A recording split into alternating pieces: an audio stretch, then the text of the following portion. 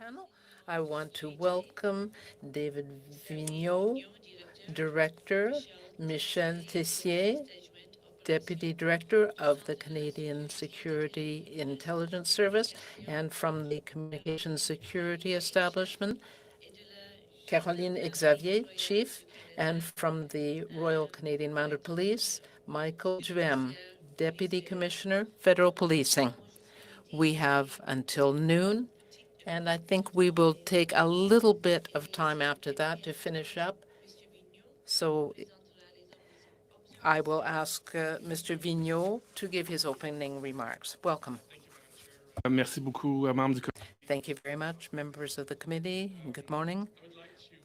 inviting CSIS and our colleagues to appear on foreign interference threats to Canada's democratic institutions. CSIS continues to view hostile activities by foreign state actors as the most significant strategic threat to Canada's national security community. Foreign interference in our democratic institutions is particular undermines Canadian society. Foreign state actors who engage in these deceptive, covert, and hostile activities seek to weaken trust in our fundamental institutions and processes, threaten communities, sow division, and ultimately influence policy. Comme l'a récemment souligné un représentant du As CSIS officials recently told this committee, foreign interference can take multiple forms. Threat actors may aggressively threaten or coerce their targets into acting in a certain way. This is a common activity impacting Canada's diverse communities and can involve threats to them or their family outside Canada. Threat actors may also cultivate relationships with targets to manipulate them into providing favors and valuable information, or may conduct corrupt or illicit financing activities. It is also important to note that threat actors may use others as proxies to conduct these activities on their behalf. of the techniques that foreign state actors employ to influence public discourse, the behavior of individual Canadians, and even our democratic processes to their advantage. We have also observed them to deploy cyber attacks, disinformation campaigns, and espionage to these ends. Foreign interference is therefore a complex and enduring threat to Canada's sovereignty. I can assure you that CSIS takes all allegations of foreign interference very seriously and uses its authorities under the CSIS Act to investigate, provide advice to government, and where appropriate, take measures to reduce the threat. Building resilience to foreign interference is one way to mitigate its coercive effects. CSIS has spoken publicly in a variety of forums to warn Canadians about these threats and these techniques and inform them of ways they can protect themselves. We have also provided defensive briefings to elected officials from all orders of government across Canada. Perhaps most central to these efforts is our engagement with Canadian communities. We have been clear that the principal threat to Canada comes from the People's Republic of China. But to be clear, the threat does not come from the Chinese people, but rather from the Chinese Communist Party and the government of China. Indeed, we are keenly aware that Chinese communities are often the primary victims of PRC foreign interference effort in Canada. Le service continue aussi à investir. We therefore continue to invest significant effort in building relationships with individuals, communities, and community leaders to establish and sustain trust and to offer our support and partnership in their protection. Furthermore, these efforts are not limited to Chinese Canadian communities. CSIS takes allegation of unauthorized release of classified information very seriously. Compromises of this kind can reveal sensitive sources, methodologies, and techniques to Canada's adversaries. They are listening. This can subsequently threaten the integrity of our operations and even the physical safety and security of human sources and employees. Ultimately, such releases can hinder our ability to protect Canadians. Therefore, I would like to remind the committee that just as with other recent appearances in front of PROC and other committees here, I am limited in what we can say in an unclassified setting. CSIS cannot publicly, in fact, prohibited from commenting on operational matters and classified information, in order to protect the safety and security of Canadians. Nonetheless, I welcome this opportunity for a frank and transparent discussion to the extent possible on the foreign interference threats to Canada that Canada faces, and we'll be happy to answer your questions. Merci, Madame la. Thank you, Madam Chair. Thank you so much, Mr. Vigneault. And so we will start with our 6-minute rounds. It will start with Mr. Cooper, followed by Mrs. Romanado, suivi par Madame Goudreau, et puis Mr. Ms. Goudreau, Ms. Normandin, rather, and then Mr. Julian.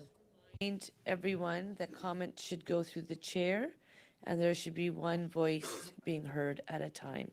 Mr. Cooper, 6 minutes to you. Well, thank you very much, Madam Chair. Thank you to the witnesses, and I would like to just express and associate myself with the remarks of Mr. Vigneault in saying that the interference that we see and the threat posed by the Beijing Communist Party has nothing to do with Chinese Canadians who are victims of the regime and their interference activities. It's very important we keep that in mind at all times during this our deliberations on this matter. Mr. Vigneault, how many times did CSIS brief the Prime Minister regarding Beijing's interference in the 2019 and 2021 elections? And Madam Chair, I have been director of CSIS since 2017. I have had many opportunities to brief the Prime Minister, Cabinet, and different ministers on the subject of national security, including specifically on foreign interference. I would not have a specific breakdown of the number of times since 2017, but this has been a topic of ongoing briefings.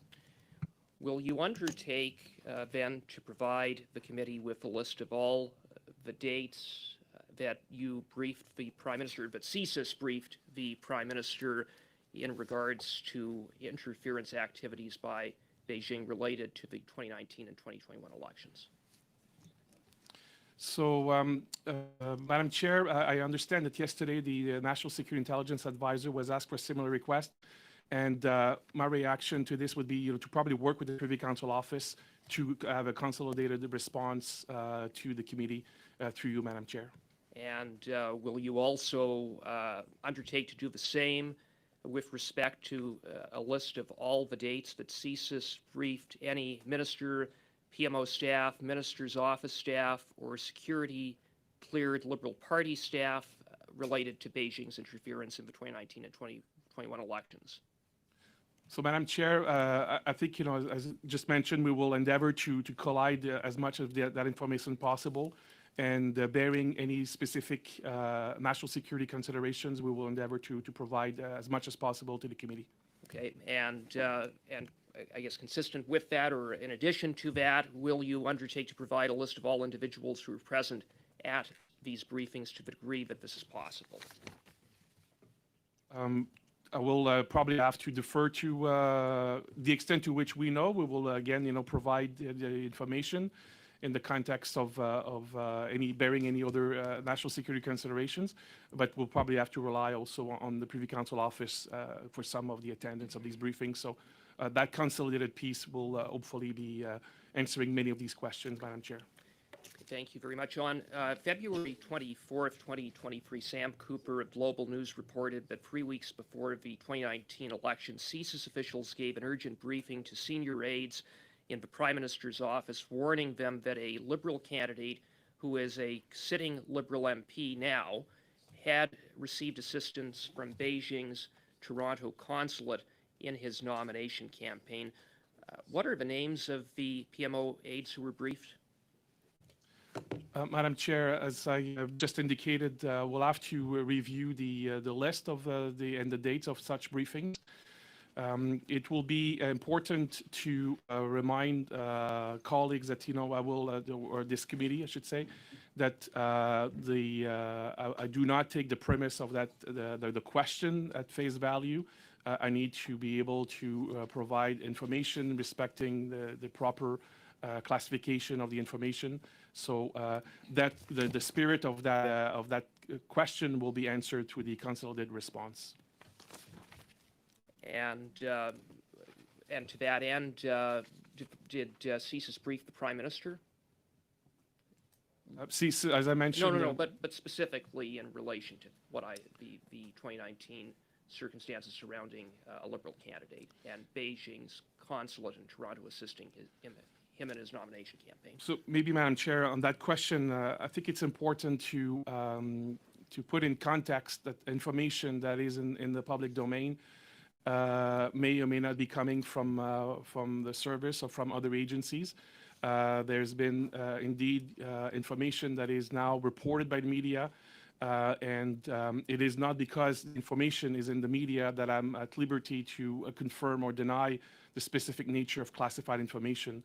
So along these lines, I will not be able to provide a specific answer to I that understand that allegation. you're not able to provide a specific answer at this time, but again, would you undertake to go back and provide this committee with any date or dates that the Prime Minister was briefed on this matter? I will be able to provide, Madam Chair, a consolidated response to PCO of dates where the subject of foreign interference was discussed. However, I am not at liberty to disclose information directly or indirectly that would provide classified information in a public setting. So there will be limit, Madam Chair, to the specificity of the topic discussed. But as I said, I think it's important that people understand that foreign interference was indeed briefed regularly. Okay, and the same would apply with respect to Liberal Party staff or other officials who may have been briefed. If you could also undertake that, if they were briefed, to come back to this committee, having regard for what you had previously said, unless it doesn't apply in that case. We will, I think in the spirit of these hearings, Madam Chair, we will absolutely endeavor to provide the most consolidated and thorough response possible to the committee. Thank you. Thank you. And now, Mrs. Romanado, up to 6 minutes for you. Thank you very much, Madam Chair. I'd like to thank the witnesses for being with us today and for providing the information that they are able to, because I understand full well, given security issues, we can't publicly discuss in public things that we do not have clearance for. My first question is for Mr. Vigneault. I'd like to know a little bit about the tools that CSIS has to disrupt foreign interference. And in the Rosenberg report that was released this week, it says that one of the options CSIS has is to engage with diplomats who may try to interfere in our elections. So if a foreign official was trying to interfere in our election, does CSIS have the tools in its mandate to address that? So thank you for the question. And Madam Chair, through you, I would say that the CSIS Act provides a number of tools for CSIS to investigate foreign interference activities, including when it comes to diplomats posted in Canada. We are, as an intelligence service, our professional are looking at the best way possible to get at the intelligence using all the techniques that are available to us. And when we do face questions or situation where there's a specific threat activity, we are also using, and we have used, and will continue to use, our threat reduction measures mandate to engage in those activities. We will often, work with partners. We will not work in isolation because, these issues are very complex and you do not want to take an action and have unintended consequences. So we work in partnership. So in this case, when it comes time to diplomat, we would likely be working with the Department of Global Affairs Canada, GAC, to do so. But I can assure the committee that, as I said in my opening remarks, that CSIS and our partners at this table, we do take any allegations of foreign interference extremely seriously. We investigate these allegations, and we use all the tools at our disposal to try to better understand, characterize these activities, and reduce the threat where possible. Okay, and thank you very much. CSIS has the ability to share information with the RCMP for them to launch an investigation. Is that correct? Yes, CSIS is actually over the years, since the inception of CSIS in 1984, we have developed between the CSIS and the RCMP very elaborate processes to be able to share information. I think the committee has heard some of the challenges that exist in using intelligence and passing it on to law enforcement agencies or investigative bodies, because intelligence is not a question of evidence. So, the RCMP in this specific case needs to determine how to use the information and further their own investigation. It is a complex process. The two organizations working with Department of Justice continue to work on this issue. The notion of using intelligence to pursue law enforcement matters continues to be a challenge that a number of organizations are actively working on. But we do have robust processes with the RCMP and with other law enforcement and investigative bodies to do such an exchange. So on that, Mr. Vigneault, I'm sure you're aware that yesterday the Deputy Minister of Public Safety confirmed that there are actually no investigations into allegations of foreign interference from the last election underway. So based on your previous response that information is shared, what they have in front of them, they do not have any active investigations. I'd like to just talk a little bit about the briefings next. You mentioned that you do participate in briefings of the panel. Do you personally do that briefing, or is that somebody else on your team or along with you? I normally, I'm the one who would be doing these briefings. There may have been one or two that my colleague, Deputy Director Operations, may have undertook, but it would be myself briefing the panel directly. Okay, and from what I understand, based on those briefings, there has been no incident or incidents of interference that have threatened the integrity of the election. Is that correct? Madam Chair, it's indeed the conclusion that the panel has taken. They received a lot of information, a lot of briefings, and the panel can tell you, having been part of the discussions, have been challenging us on our information, on better understanding, the panel members wanting to better understand what we had. And I can tell you that it has been a very robust exchange. And the committee, the panel have come to conclusions in 2019 and also for the elections in 2021 that indeed the information did not reach that threshold. And based on my information and my experience, for what it's worth, Madam Chair, I would say that I concur with that conclusion. Perfect. And I have only about 30 seconds left. You mentioned that you could not comment on media reports that may or may not have come from CSIS, whether it be leaks and so on and so forth. As you probably know, my son is an intelligence officer of the Canadian Armed Forces, and I take the issue of security and national security extremely seriously. Could you explain quickly what a leak could mean to the intelligence sharing of Five Eyes, and what would that happen if we were to have leaks of top secret information? So, Madam Chair, very quickly, I would say that the bread and butter of an intelligence organization is our ability to collect secrets and keep secrets and use those secrets with the appropriate people. When that ability is threatened, it undermines the confidence of our partners domestically and internationally.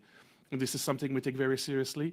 But I would say it's also the ability of to protect our people and our sources, people who put their lives at risk to protect Canada. So would you say Thank that you, sorry. letting information time. like this out would actually put our members of the Canadian Armed Forces at risk?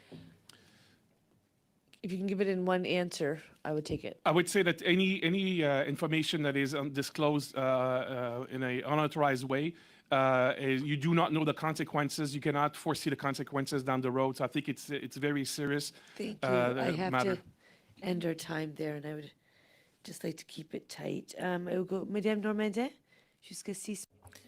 Ms. Normandin, 6 minutes. Thank you very much to all of the witnesses for being here. You just mentioned that it's a hypothetical situation where there are leaks, but in fact we had a leak apparently to Global, and this has serious consequences. But is it perhaps because that the people who had that information were dissatisfied with how the information was handled by CSIS or the government? And does it say something about the tensions that might exist. Madam Chair, I would say that in an intelligence agency like ours, there are always different points of view and very serious discussions. But I want to assure the committee that issues dealing directly with interference constitute a very important issue, and we discuss them very seriously with all of our people, so there's no problem there. There are measures in CSIS for people who are dissatisfied with how information is being handled to use a process to deal with that. We have in CIRA as well a complaint process to deal with classified information. So there are processes and forums for people to explore these concerns. It's not an issue that there is this kind of tension within CSIS. Thank you. I want to come back to the issue of donations to the Trudeau Foundation. We know that when the Chinese government is making donations, it's because it is political interference. How do you deal with this, and do they come to CSIS directly, these kind of complaints? This is an important question, and it's a complex matter with respect to the foundation in question. I believe it operates at arm's length from the government, so it is not something that CSIS would get involved with directly. That said, if we are aware of information involving a foreign actor that is undertaking disruption activities or interference, then we can take action. On the specific question, CSIS doesn't necessarily have the last word because depending on the situation, there may be other agencies, organizations involved. But in my experience, CSIS is involved in the discussions. Thank you. You mentioned in your opening remarks that when it is appropriate, one of the roles of CSIS is to counter threats. What happens in those situations, and who else has a role to play in deciding whether those steps are taken? Madam Chair, the powers that CSIS has for countering threats go back to 1998, I believe. The changes were made then, and it's always evolving how we use those powers. As I mentioned earlier, generally, we don't work alone. We work with our partners to understand clearly the context of the situation and the impacts to ensure that we take the most specific action possible to deal with the threat. So we would not usually take action without consulting our agency, but before taking action.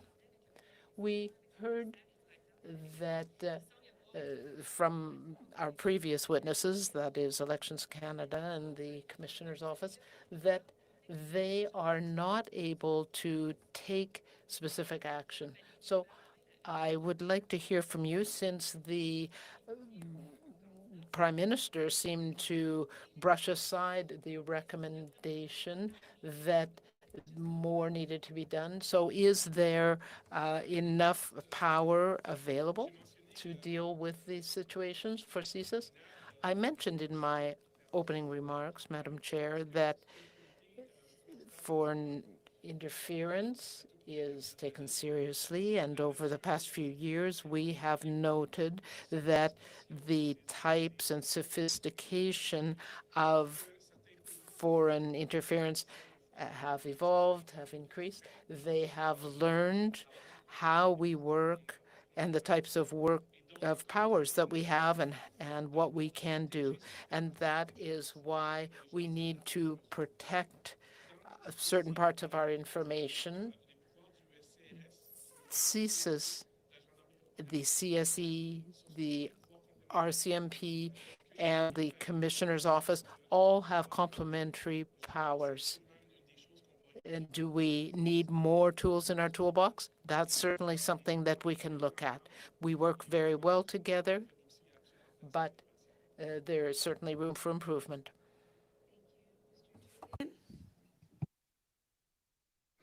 Thank you very much, Madam Chair, and thank you very much for our witnesses, Monsieur Vigneault.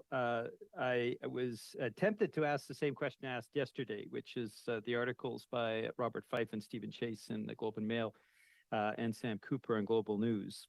If you could acknowledge their factual articles, I don't believe you're willing to do that. However, I do want to ask whether the concerns around multiple Liberal and Conservative candidates being involved, potentially being favored by Beijing, if this is something that you can confirm, whether there are multiple Liberal and Conservative candidates that are concerned. Madam Chair, I think the member has had the preview of my answers. I will not be able to speak specifically about who may or may not have been a subject of interference. What I can say, and we have said that publicly many times over the last number of years, is that foreign interference is the actors who are engaged in foreign interference against Canadians do so at all levels of government, at the federal, provincial, and municipal level, and they're doing it across party lines. The goal here for country organizations who want to interfere is to favor their own interest, and therefore, whatever way they decide to determine that those interests would be pursued most effectively, they will engage. And that's why we have seen foreign interference across party lines and across different levels of government.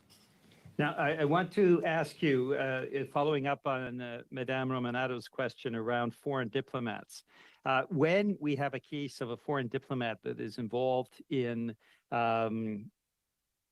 potentially provoking violations of our laws, in this case, the Canada Elections Act, what are the steps that CSIS can take in the case of that diplomat?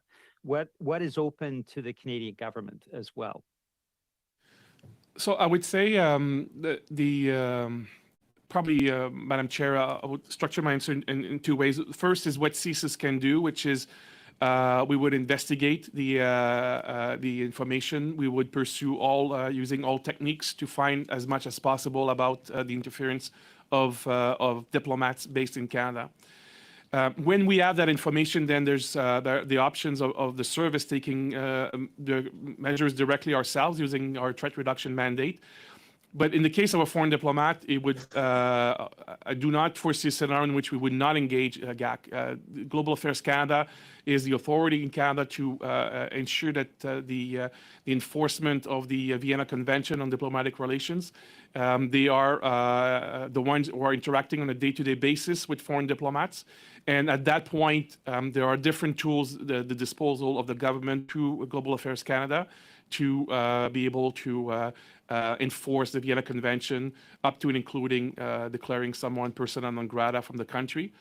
And so, again... Thank you. Yeah. Okay. Yeah, thank you. That responds to my question.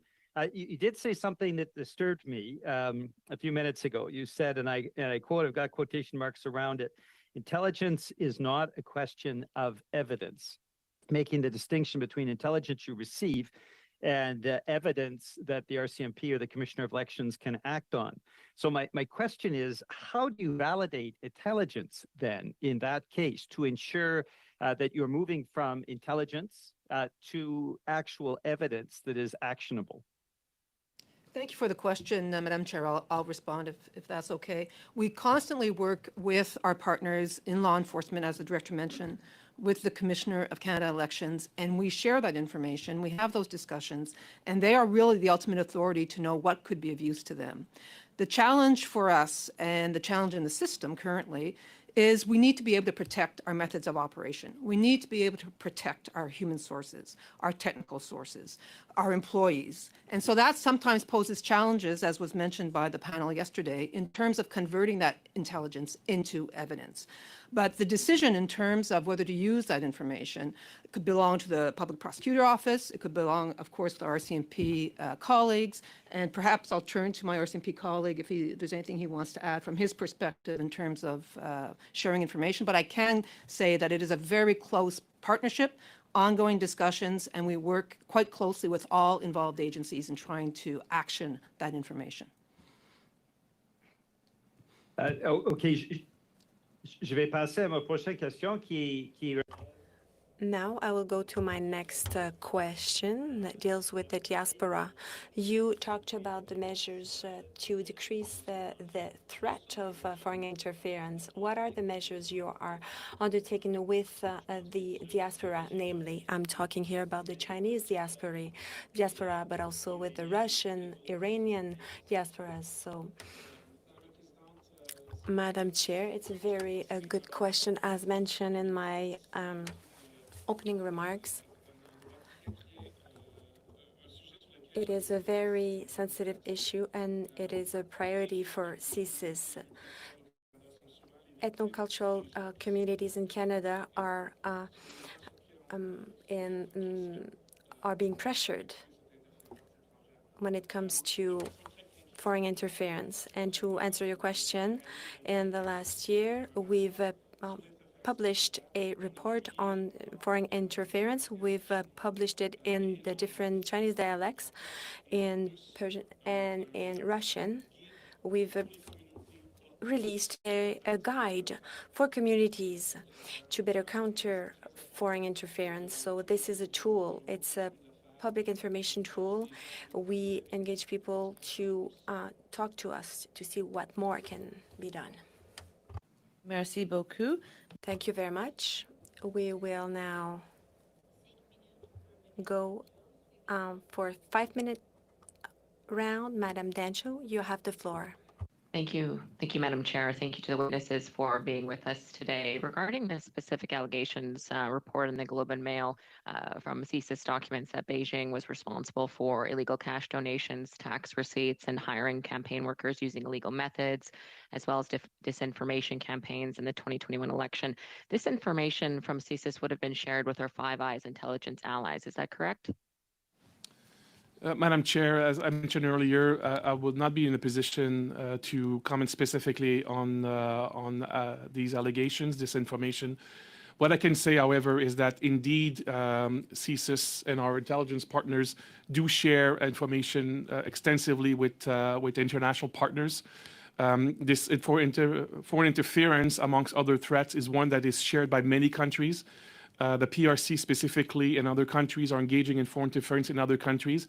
And one of the advantage we have is having a number of countries in not only amongst the five, but more broadly in Western Europe, in Asia, in the Middle East. We work very closely with these partners to share information. And that is one way we have to protect Canadians, is to benefit from the enriched picture here. It was also, pardon me, it was also reported that a Consul General of Beijing took credit for the defeat of a Conservative MP in the 2021 election. Is that correct?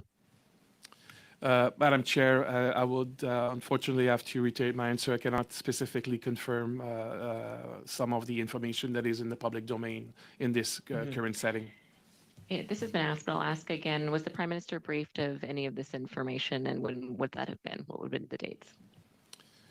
Madam Chair, we will be, as I in answer to the previous question, we endeavored to be able to provide information to the working with PCO to this committee in terms of what has been briefed and who has been briefed, but I'm not in a position to specifically answer the question. Thank you, Mr. Vigneault. I appreciate your service to this country, but I am surprised. Of course, you were all aware that you were coming to this committee today, and I know you all take, I'm sure, very detailed notes in your calendar. So I'm a bit surprised that that information is not readily available to committee members, as I'm sure you anticipated the questions of when the Prime Minister would or would not have been briefed by you or others in CSIS. But I would appreciate if you would provide that in short order to the committee. Thank you. To the RCMP, has CSIS shared any of this information regarding election interference with you? Any sharing of information would have been done through the site committee, and then if it falls into the criminal space, the RCMP would investigate. And you're not investigating? We're not investigating any elements from the 2019 or the 2021 elections. We did not receive any actionable intelligence that would warrant us to initiate a criminal investigation. So no charges have been laid to anyone concerning any election interference, is that correct? No charges have been laid. And no charges have been laid concerning the Beijing police stations illegally operating in Canada for the purpose of terrorizing Chinese Canadians? No charges have been laid in that regard either? No, but the RCMP has taken overt actions on 4 specific sites where we were present in uniform, marked vehicles to demonstrate to the community that we're taking this seriously, and we've had a positive impact on the actions that we've taken. And that positive impact in particular, does that mean that the operations from those illegal Beijing police stations have ceased? Our understanding is that they've ceased, and we're continuing investigation of the ongoing. Anytime you have a representative from the embassy who's a law enforcement liaison officer comes up to us and not pleased with the actions we took, I think that's a sign that we did our job. I And we appreciate continue your to work do very our job. much in that regard. Yesterday, I believe it was shared in committee from the Deputy of Minister of Public Safety that legislative changes would need to be made, or he implied that they would need to be made for charges to be laid. Is that correct? That legislative changes would need to be made for the RCMP to lay charges. Is that correct? When we talk about legislative changes, the RCMP operates in the criminal environment, and this is the work that Michelle alluded to earlier, my colleague, with regards to the work we do with the service. The service is in the intel business, but as the intel starts building towards a criminal offense, that's when it's shifted to the RCMP. So we work with the existing legislation that we have under the criminal code. Thank you. Would a change to the criminal code be needed to lay charges based on the evidence that you have concerning the police stations or election interference? We always entertain new tools under the code. Has the Minister of Public Safety or anybody from government, the Prime Minister's office, been briefed that legislative changes would need to be made for charges to be laid? Not to my knowledge. None of those briefings have happened. I'm saying not to my knowledge. Okay, so the RCMP has not informed the Prime Minister or any of his cabinet that legislative changes are needed for charges to be laid? The RCMP will go through public safety for any change in legislation. Will you be pursuing any you. of those briefs? Thank you very much. Thank you to everyone for your feedback. Excellent. And this brings us to Mr. Fergus. Thank you very much, Madam Chair. And I first want to thank our witnesses who are here with us today. I feel very encouraged to see the coordination between the RCMP, our CSIS partners. It's very important to see this coordination so that you are working together to protect Canadians and playing our part with our international partners. Mr. Vigneault, I want to come back to an answer you gave to Mr. Cooper when he talked about allegations that have come out in the media. If I remember correctly, you confirmed,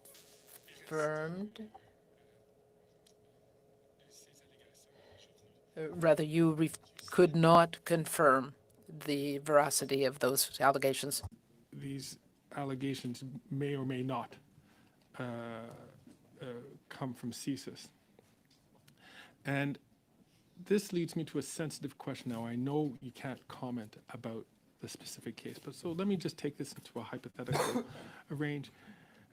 When you see, with your knowledge of foreign interference and the different techniques which are used in foreign interference, is it possible, in your opinion, that unverified or unconfirmed leaks from secret sources that may or may not come from official sources could in itself represent a form of foreign interference? Madame la Présidente, Madam Chair, I will answer in English, or rather in French, if you don't mind. I think that this is one of the key aspects of this whole situation. Foreign interference is very complex. There is a whole spectrum of activity that goes from a diplomat that might speak openly to exercise influence, and that would be acceptable.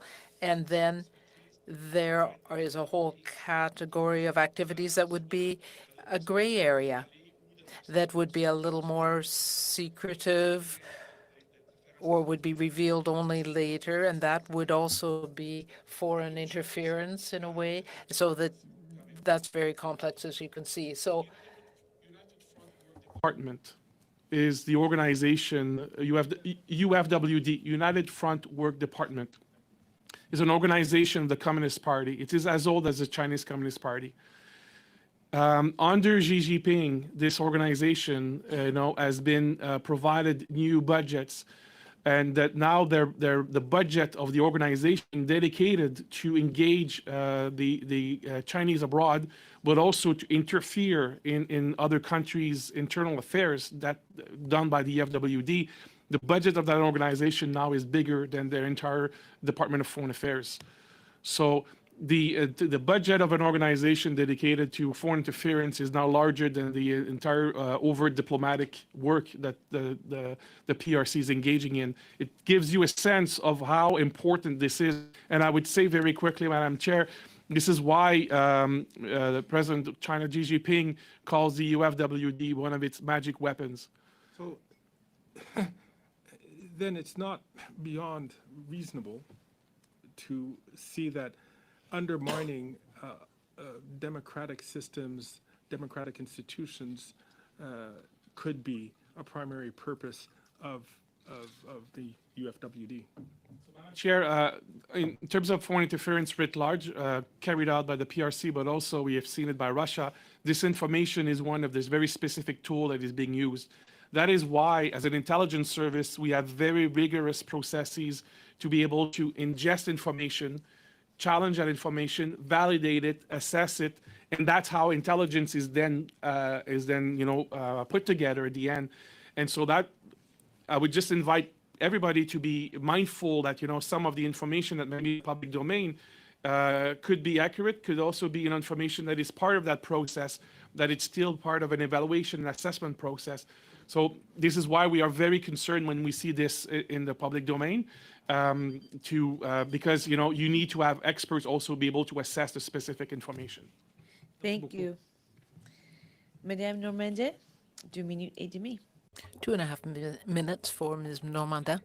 I understand that you can't say whether or not the information that was provided to the Globe and Mail is accurate, but there is information that indicate that some CSIS officials may have leaked information about how information was managed with the PMO, and the Prime Minister has brushed aside the possibility that one of his candidates may have had interference work in his favor. So we've got these activities by the Communist Party of China, but I want to hear about whether there are any tensions between your organization and the Prime Minister and the PMO.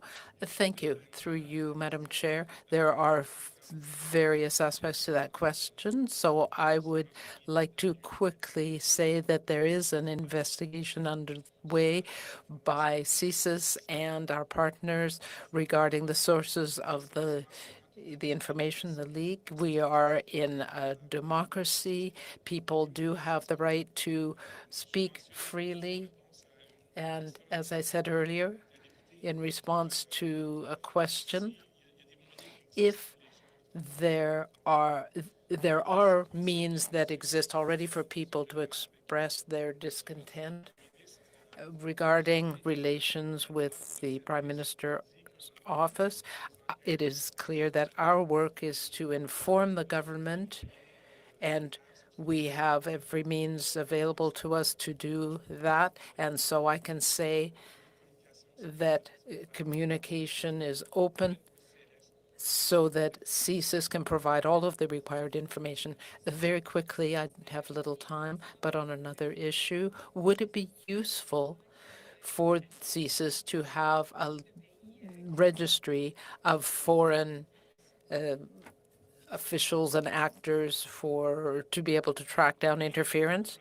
Yes, Madam Chair. I had the opportunity to appear before a different parliamentary committee with Minister Mendocino a few weeks ago, and I would say in response to that question that yes, CSIS has been talking about foreign influence for the last few years, foreign interference, and I think that tool would be useful. It wouldn't solve all our problems, but it would increase transparency. Thank you. Mr. Julia. Merci beaucoup, Madame la Présidente. Thank you very much, Madam Chair. I know that you can't share information about Five Eyes. That said, there are similar measures that have to be taken by our partners. If we look, for example, at Chinese interference, there are other examples, and I think they are fairly much public knowledge, and there are solutions in place, other places. When Donald Trump was elected, there was a lot of interference by Russia. The same occurred with Brexit in the United Kingdom. And we had the convoy, as it was called, here in Canada, and we know that Russia was involved in that. So what lessons can we draw from our partners on that, and how can we apply them in Canada? We talk about interference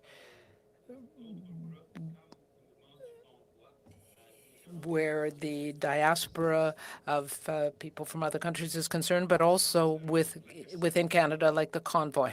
Thank you.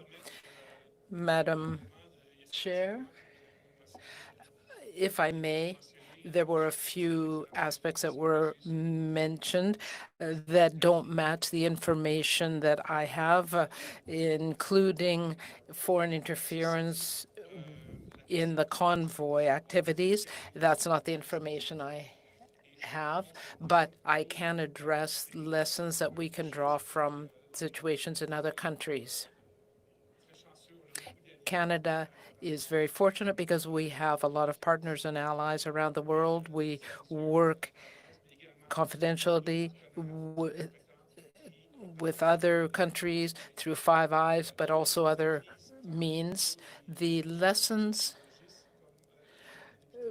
concerning the register that was already mentioned, that's one that we can take from other countries. And there are things done in Canada that can be useful to other countries as well. Some of them are confidential, and this is how we build our partnerships. Thank you.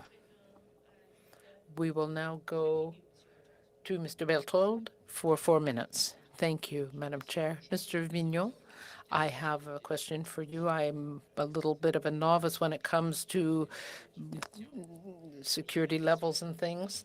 I asked the same question of Ms. Thomas. When information is provided to somebody in a political party that is classified, can that person provide information to others? That, Madam Chair, is one thing that we need to keep learning about and drawing lessons about, because that is one of the examples. The process isn't as clear as that. There are ways for people who have classified information to be able to share it in order to provide advice to people, just like we've got certain committees, but the actual information is classified. Is that correct? Yes, the specific information is classified. So if a person provides, shares that information, that is illegal, so to speak, if it is classified. Yes, specific information would probably be considered illegally shared. But in my experience, this is an information that needs to be held to see how the information can be used. Yes, I understand. There's a distinction between the specific information and advice. So if if CSIS is investigating a specific candidate, then that information can't be shared. I understand the need for the committee members to have specific answers on to their questions, but I do have to just take a moment to say that it is not just a matter of providing the information and then washing our hands of it, but rather to provide it to along with means to use it. Yes, we understand that classified information under the current system remains classified, and it has to be classified and can't be shared. Madam Chair, very specific information can't be shared. That's correct. Mr. Vigneault, Ms. Thomas said that CSIS was informed a number of times of a number of complaints regarding foreign interference in 2019-21. Can you confirm that, or rather to the RCMP? No, it's very rare that information would be sent to us. Do you have any information that that any information was provided from ministers' offices and others? No. Any information that we would have would involve the site committee. Can you talk about foreign interference by Beijing in 2019-2021? Has anything come to your office? No? Neither to, you haven't provided information either to the minister or cabinet? No. If somebody did so without going through the regular channels, I wouldn't know. Well, just going by memory, that's one thing. But can you go through the communications with the cabinet and all others to make sure that that is not the case? Yes, I can commit to doing that. Thank you. Thank you, Madam Chair. Trustee, Mr. Berthold. Thank you, Mr. Berthold. Hoda, you will have 4 minutes and 20 seconds. Thank you. So many more questions and never enough time. I want to thank the witnesses first and foremost. At the beginning of the statements, it was mentioned that many Chinese Canadians become victim of this type of foreign interference that occurs. Would you also say that candidates could also become blindsided and victim of this type of foreign interference? Canadians? Candidates. Madam Speaker, Madam Chair, sorry. I would say that the purpose of foreign interference is to, again, push an agenda of a foreign country. And so, as we have mentioned, it takes many different forms, and absolutely that could include engaging candidates, engaging staff, engaging people of different part of Canadian civil society.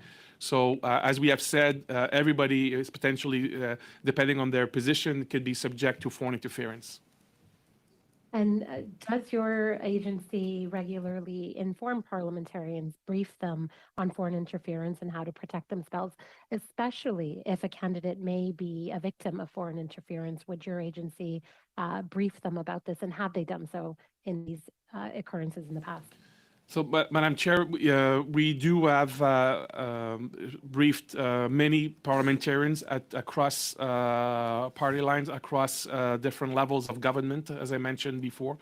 We also continue to publicly speak about foreign interference. We have publications that exist in terms of specifically foreign interference, and the guide available in multiple of languages to help people to understand very concretely what foreign interference is and what they could do about that. And so the service, the CSIS has been engaged with our partners, and I believe that the Chief also has examples. Yes. Yes, thank you for the question. I would just add that since 2017, the CSC has been putting out publications with regards to threats to democratic institutions. And one of the things that we clearly outline in that booklet or in the guidance we've provided to democratic institutions and around general elections is that foreign interference could happen to those that are voters, as well as candidates, as well as politicians.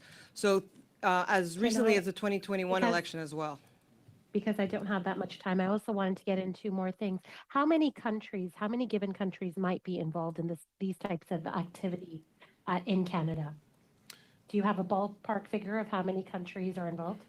So, Madam Chair, I would say that we have publicly acknowledged the interference activities of the PRC, of Iran, and of Russia. And there are other countries also involved in that, in foreign interference in our overall country, not just in the democratic electoral processes. So there are a few countries that you acknowledge publicly, but how many countries?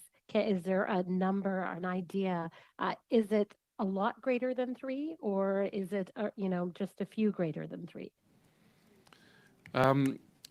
Madam Chair, it's I would say that it is more than 3. We're not talking about every country engaging in these activities. Most countries do not resort to these types of actions, but indeed we are concerned about a few other countries.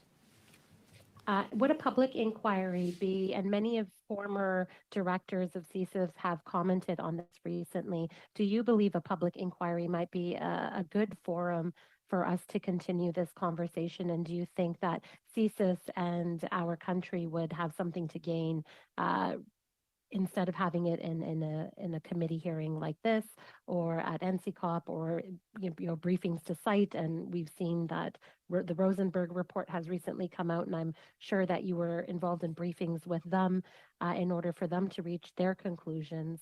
So having done all of these things and being engaged in these ways, do you think a public inquiry on top of that would be beneficial? Madam Chair, I would say that the goal of the focus of CSIS of the last number of years has been to publicly engage in talking about foreign interference. We're using all platforms available to us, including parliamentary committees. So whatever decision is made to continue this discussion, CSIS would be, of course, engaged actively in continuing the discussion. The one, of course, remaining consideration is the classified information.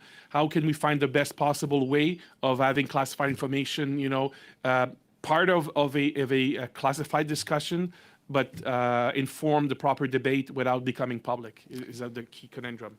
So with that, I would like to thank all of our guests for coming. It's been really interesting. And something that I also often hear is, when does the public get to know? These meetings are taking place in public.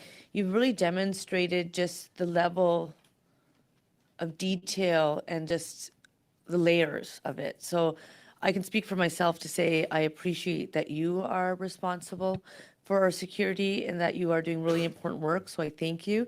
And for being available today, I thank you. And I'm going to let witnesses go so that we can get to the next. Well, just it's related to the witnesses. Just very briefly, Madam Mr. Chair, Cooper. Mr. Vigneault undertook to provide a consolidated response in consultation with PCO. I would ask that the clerk contact the PCO request that that response be provided within a week. These are the briefings were matters that I think were easy to anticipate and would not require a significant amount of time for calendars to be checked. So I think I appreciate that, and I have full confidence that everyone who is appearing here will get us information as quickly as possible. I have not found one person yet who does not take this matter seriously and who wants to ensure that our elections are protected, open and transparent and fair. So I would ask that you provide us information as quickly as possible to the clerk. If there's other information you would like to provide us, to the clerk, and we'll make sure it's circulated to all members. With that, on behalf of committee members, thank you for your service, and to your teams, have a great day, and we'll get ready for the next panel. For committee members, I am going to suspend for till 12:20 so that everyone has time to go to the washroom or take a health break or whatever you need to do, and we will resume at 12:20 with the next panel. Thank you and have a great day.